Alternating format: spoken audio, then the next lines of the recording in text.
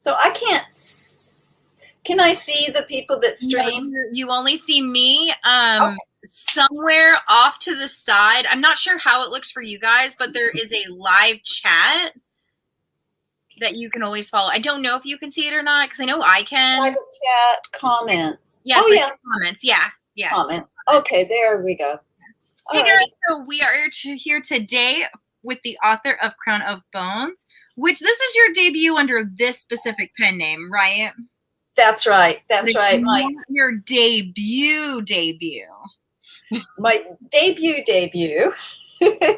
is under Kim Falconer, which is my given name, and that was the Spell of Rosette out with Harper Voyager 12 years ago. So, and that was a whole 6-book series. So, yeah, there's that.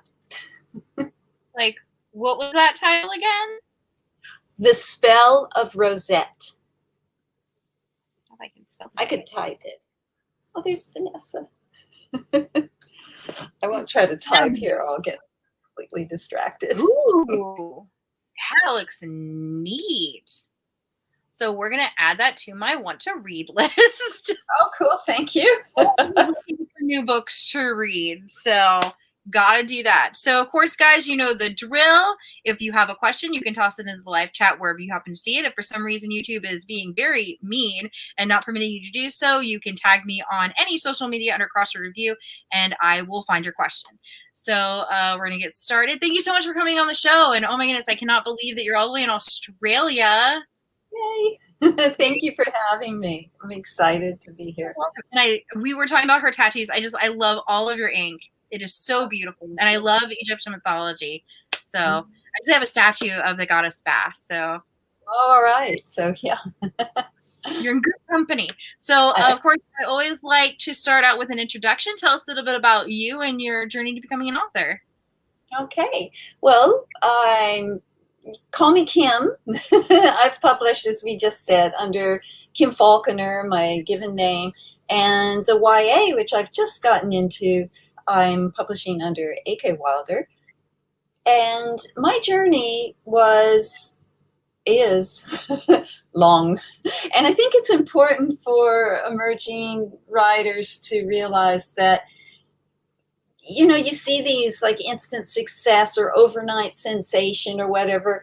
It only appears that way from the outside, no matter who it is. There was years and years of training, and it's almost like a martial arts where you go through all this training and these levels, and you get your belts or your robes in case of Amasia, and yeah, it was one of a lot of rejection, I actually had a high school counselor. I was 16, told me that there was no need to prep for college because I would never accomplish anything. That was the counselor. I know. That was the counselor. I'm pretty sure they're not alive anymore. I don't know what that's the thought.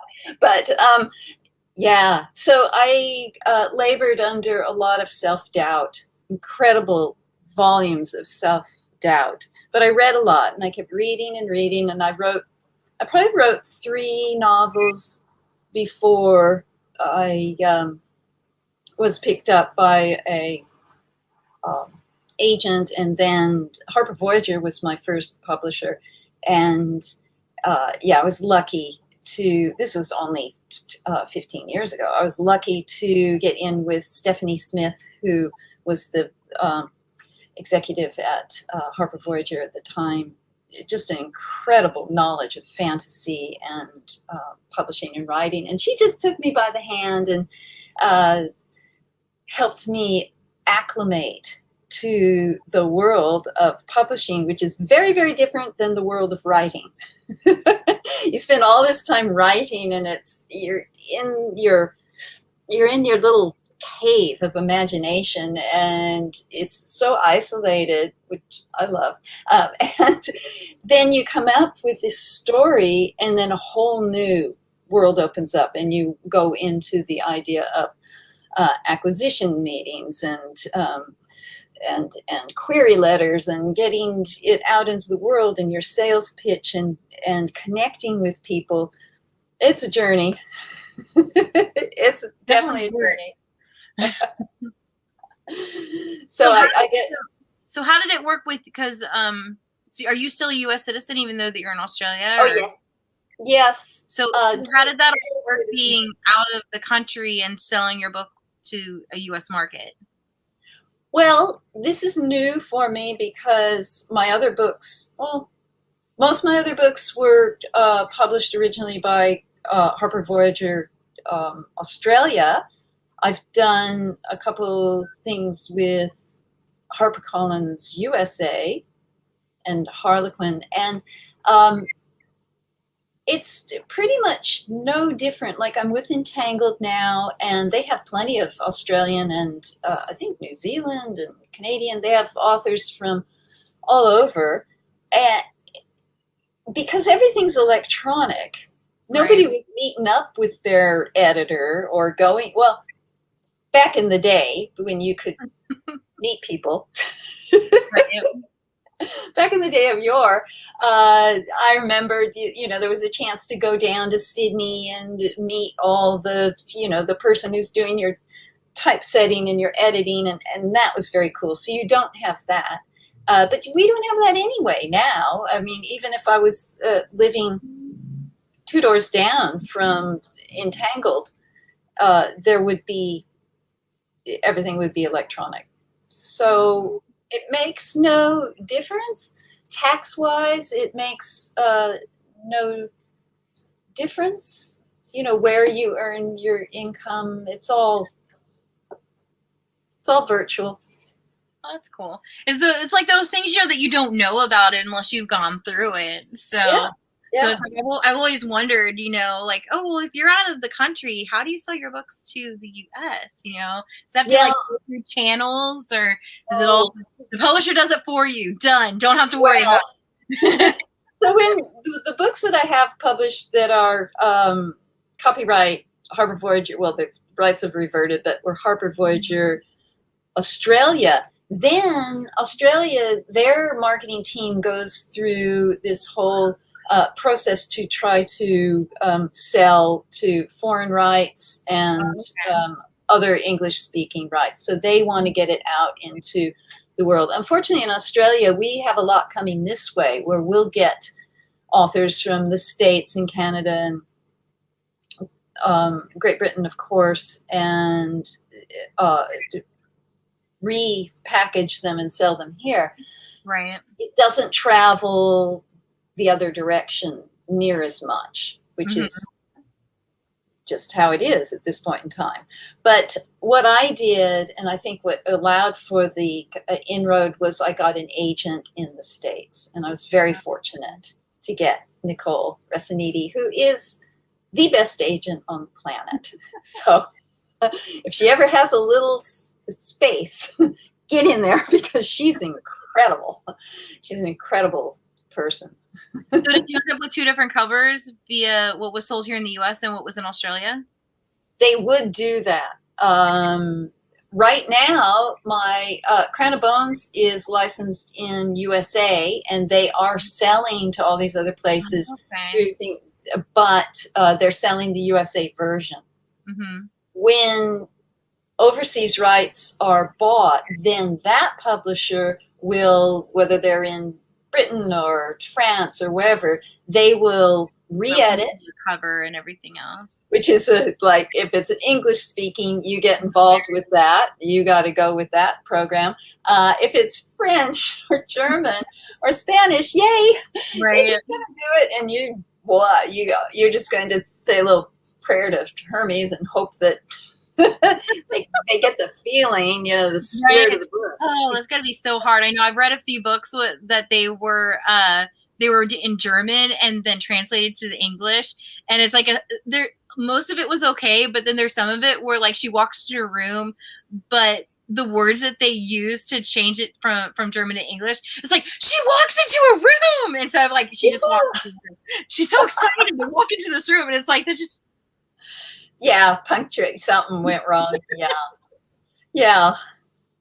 But So yeah, it's a very interesting process, but wherever the book was acquired and licensed, there will be a team of marketers that are wanting to sell it to other parts Places. of the That's so planet. cool. That's so cool. So tell us a little bit about what Crown of Bones is about. Crown of Bones is a fantasy. I call it epic fantasy, not epic in epic, epic in scope. What with the term we use for when we're looking at a very big piece of the pie on the in the fantasy world and the peoples and generations, you get a very broad scope, and it has that background in a world that's basically the bone throwers. There's bone throwers that determine the fate of every person on the planet. They throw the bones for the child and translate. They're told through the reading if the person is the child, the infant, is marred, savant or non-savant. If they're non-savant, they're just regular old DNA, and they go off on their regular lives. It's not futuristic in any sense. It's kind of pre-industrial hegemony, and or they're savant. And if they're savant, they have the potential to raise a phantom, and so they are sent when they're 8 years old to this sanctuary, these training temples, where they are taught to hopefully raise a phantom. And if they raise a phantom, they train with it and work up through these levels of colored robes and basically serve the realm with whatever capacity their phantom offers. There's callers, healers, warriors. There's various classes of phantoms that lock you into how you'll be serving. Mm-hmm. And then those who are marred, those infants that are marred, are sacrificed to the sea. So it's a the black robe bone throwers are, there's a lot of awe around them and a lot of fear because they basically called everything. So when we go into the story, there's that background, but we are in the points of view, it's multiple points of view, of these kids in their late teens. One is savant and he's heir to the throne and he's having a terrible time with his phantom. He's got Ash. She's the heart of the story, and she is his recorder. She's a wordsmith. She's non-savant. And they go on a journey to the Isle of Aku, where he will get further training, which he desperately needs. So along the way, things happen. So it's very much a fantasy of the journey and these growth arcs for these teens and the kind of friendship they bond with. Several others form the company, and it's their coming into themselves and their identity, and plus facing really heavy things out in the world. No, I just like he's a mess.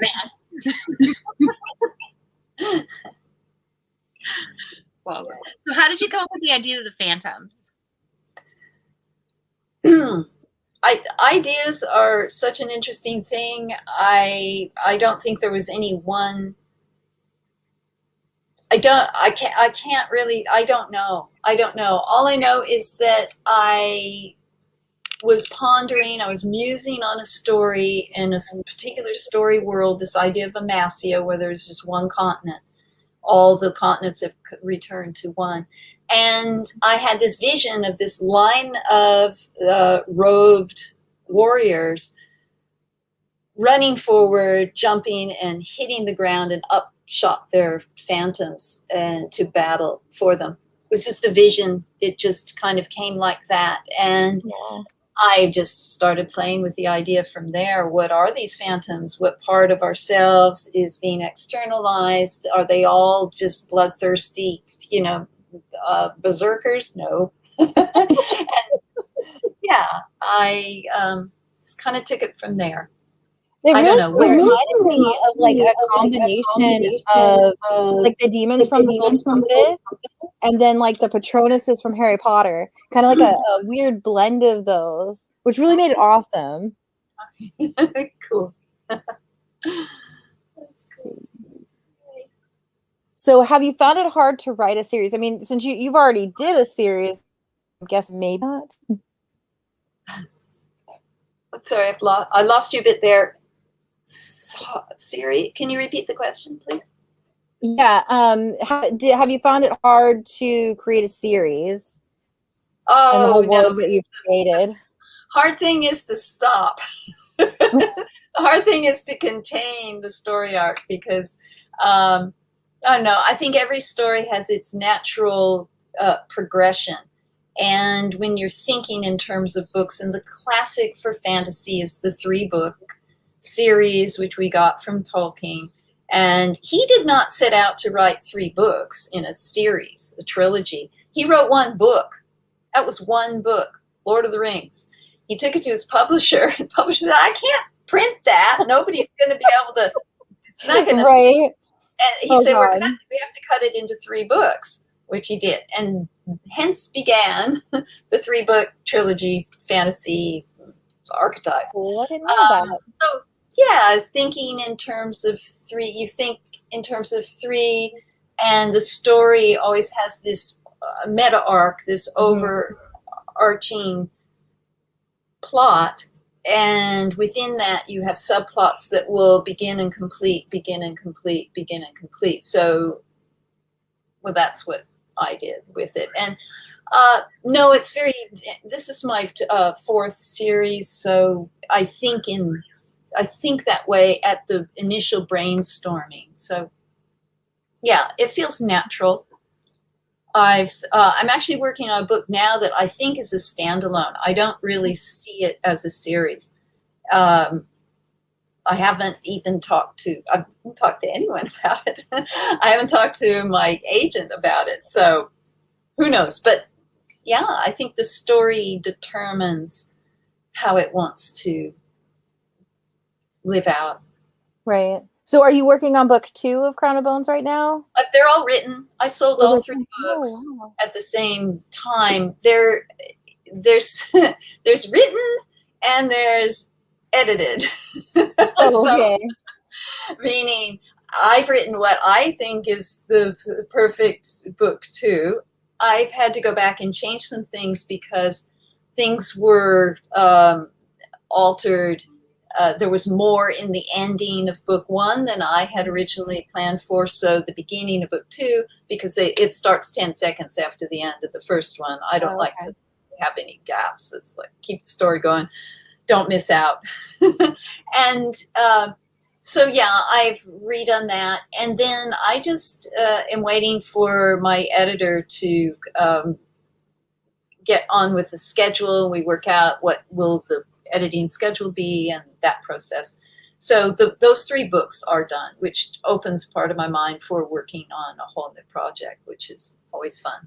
Well, that kind of half my question here, because my next one is your world still evolving. So I guess you know how the story is going to end as well. Well, I do. Unless my publisher has a big surprise for me. No, the story, I went through this. The story started 10 years ago. I was writing this story while I was working on another project with another publisher. This story has been in my mind. I did a lot of brainstorming with my son, who has a cinematic background, and we spent a lot of time really thinking about this world and what the rules of the world are and why, and the whole intricacy of the systems and what this story really wants to say. And I think, I don't see that changing. So how did you create your characters?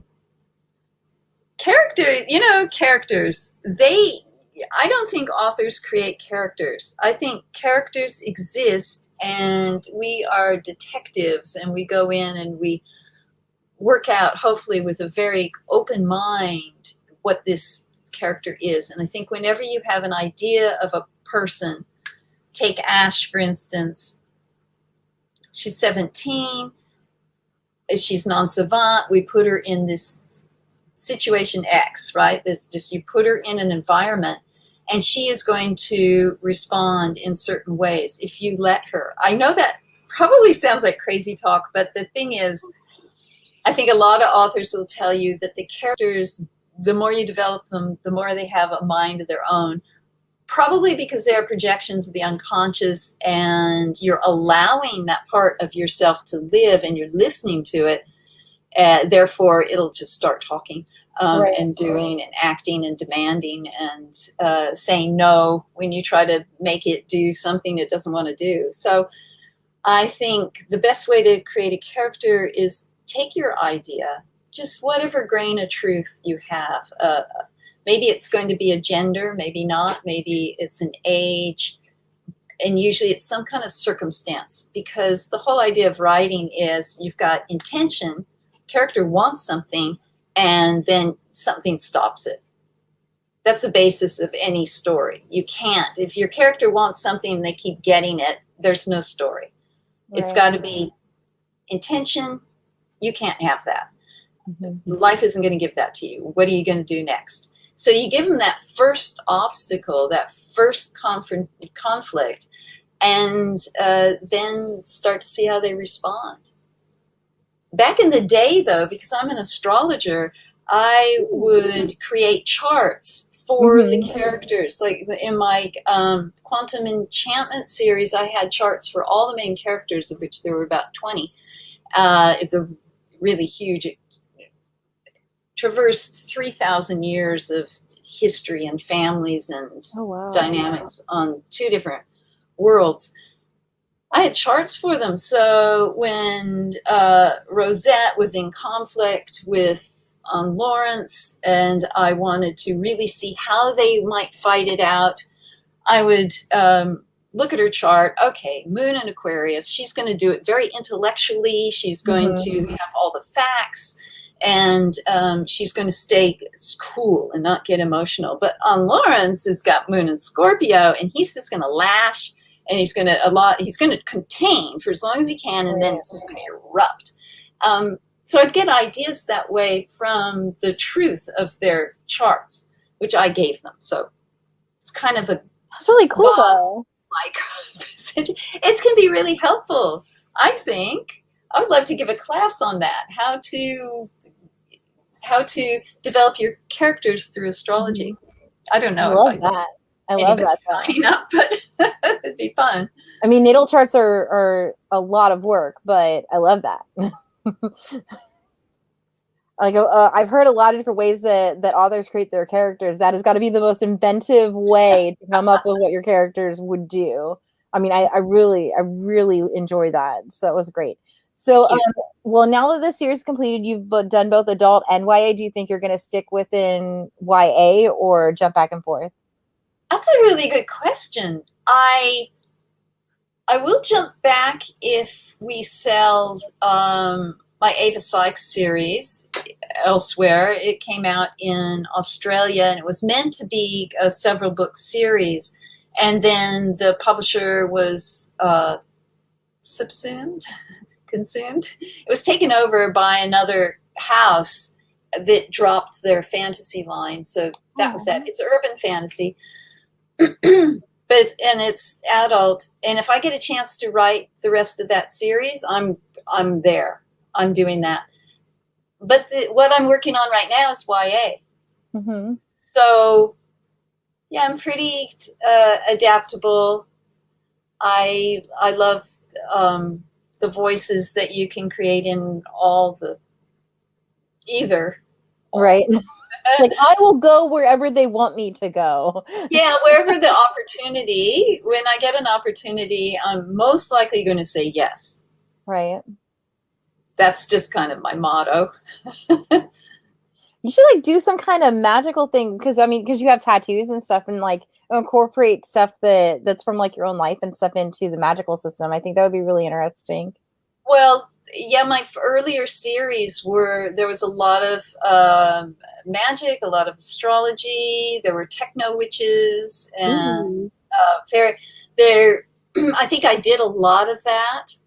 And with the Amasia series, I wanted to create a world where a lot of people say, "Oh, the magic is so original," and yeah, but it's not magic. It's just another version of human beings down a different DNA track, right? They have a different genome, and they are, again, it's not sci-fi, it's not futuristic. It's not seen in the world as magic at all. It's just the innate abilities of some people. And with the Mar, of course, who are aquatic humans, not mermaids, not sirens, even though the idea of the siren kind of triggered a lot of ideas of the Mar.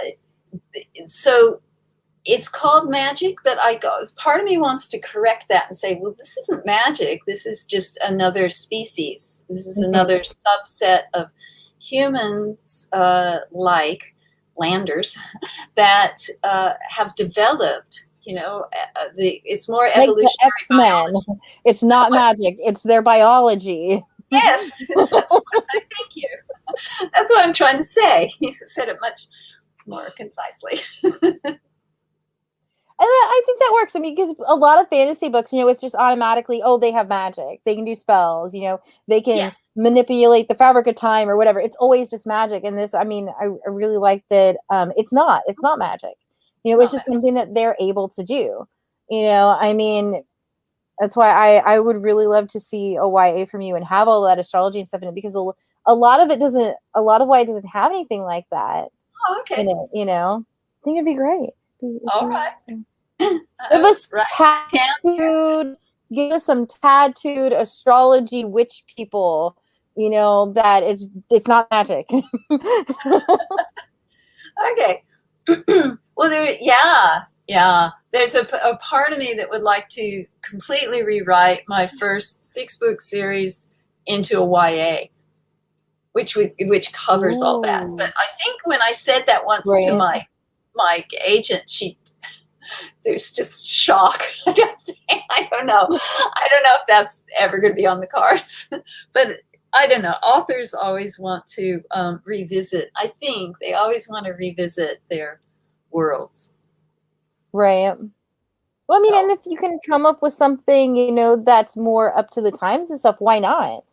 Because especially YA, it's always evolving. Everything is always evolving. Yes. I was talking to my family, 20 years ago, you would not have seen a pagan shop inside of the mall. Yet here in Tampa, there is one there. It's gigantic. And they're selling crystals and tarot cards, and everybody's in there and everybody's enjoying it. It's not a stigma or anything. Nobody's in there like, witchcraft. It's accepted. You wouldn't have seen that. That's true. 10 or 20 years ago. And so it's like, why not revisit? If the TV shows can reboot things that was out 20, 30 years ago, why can't books? That's right. Well, that makes absolute sense. So it's definitely a thought. It's gonna be epic. Thank you. Well, thank you so much for coming on the show, guys. If you haven't checked out Crown of Bones, I'm going to be popping one of these ARCs onto my Instagram to win. So make sure you follow me and the author. I'll be posting that today. And pick it up at your local bookstore if you would like a finished copy. I know I cannot wait to get a finished copy of this. I got to get it. Is there any stores that are selling signed copies at all, or not so much? No, because I'm in Australia. Right, because you're like... I have book plates. Actually, my agent in Florida has a big stack of signed book plates. So I think we're sending them out to anybody who puts their hand up. And we've sent some. We've sent some to. There's certain stores. Mm-hmm. My knowledge is slipping right out of my brain. Right. Mysterious Galaxy in San Diego, I know that's not going to help you. They have, I think they still have signed book plates. And there are others which I just don't know the names of, but I know she sent quite a few around. But we're willing. We'll send out if you guys want one. Awesome. So there you go. Hit up the author for a signed book plate. That's right. All right. Well, thank you so much for coming on, guys. Join us next week for 2 more author chats. I did not put the books near me, but we will be talking with get to my cheat sheet here. I will be talking with Mary Ann Fraser for Mortal Remains on Friday the 19th at 6 p.m. And then I will be talking to After Alice Fell by Kim Taylor Blakemore at 5 p.m. on Saturday. It's going to be great. And I hope to see you guys there. Thank you so much for coming on. Bye.